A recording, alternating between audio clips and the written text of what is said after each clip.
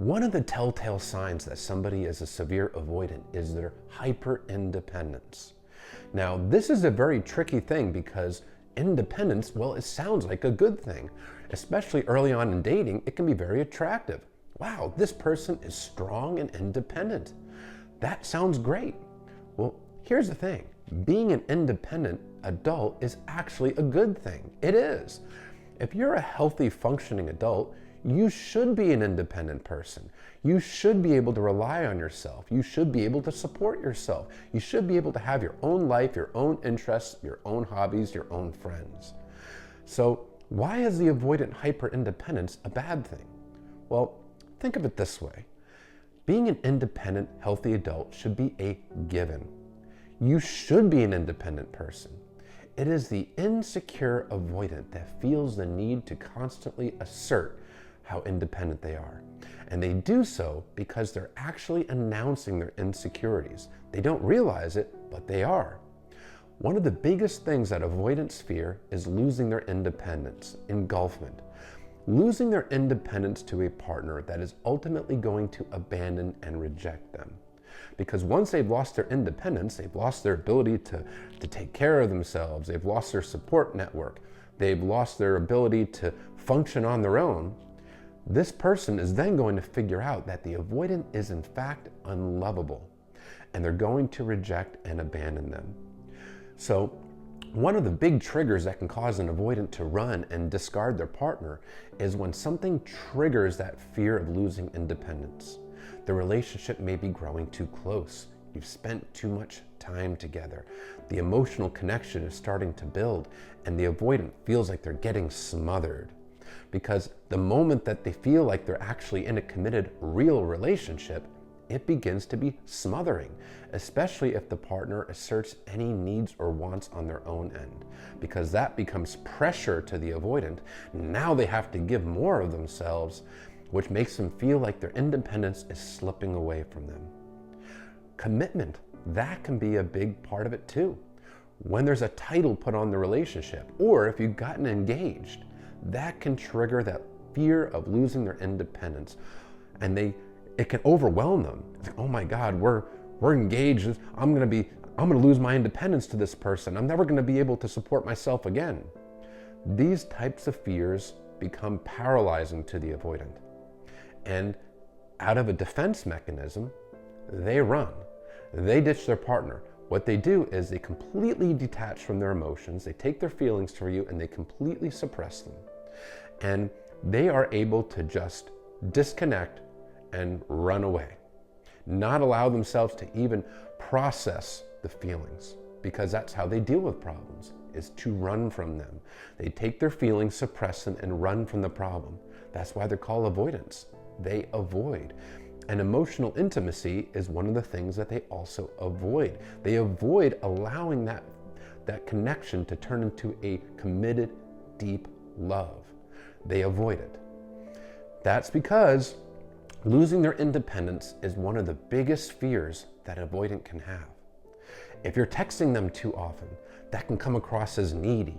If you're asserting any kind of wants or needs, or even asking for the bare minimum in a relationship, that's smothering, it's overwhelming.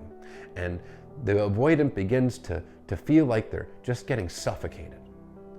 It's not that you're actually doing anything that is suffocating. It's not that you're asking for anything that is unreasonable, but asking for the bare minimum with a person that has such a fear of losing their independence is smothering to them. The thing is, they will act like they want all these things early on in the relationship. They will make you think that they want a lifelong partner, that they want the deep connection, that they want true love, that they want marriage, that they want a family, etc., etc.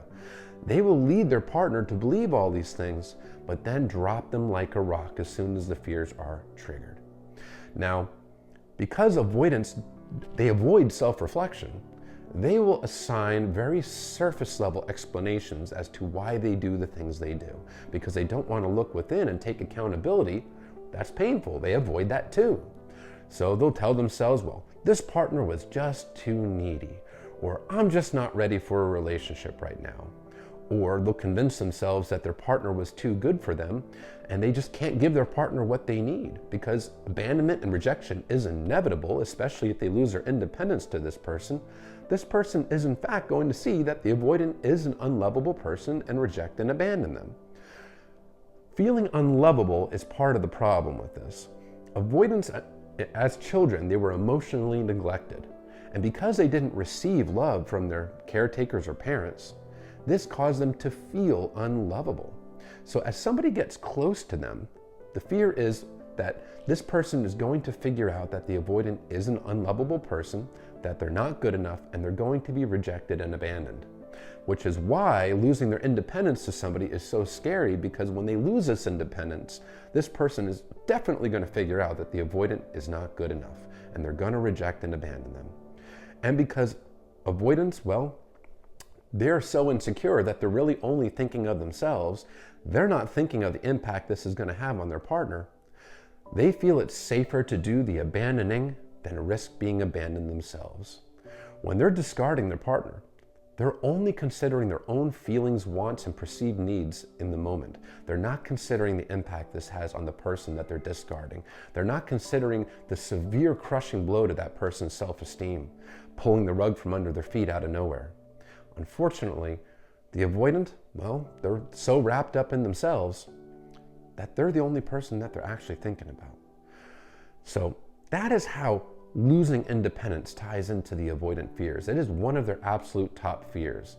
And if you feel like you're just asking for the bare minimum, chances are you were.